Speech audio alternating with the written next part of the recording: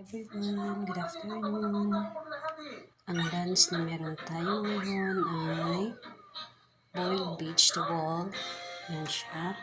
And then fried fish. And then meron tayong opo na ginisa with giniling. Yan. Tapos meron din tayong boiled corn. Ayan.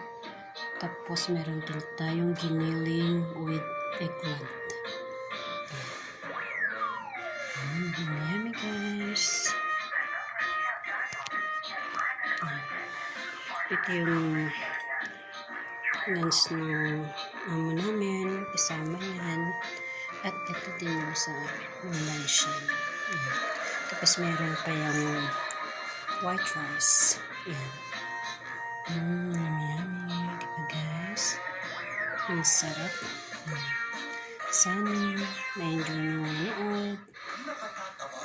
Kung hindi pa kayo subscribe sa channel ko, please like, comment, subscribe, and also ring the bell. Thank you very much. Bye-bye.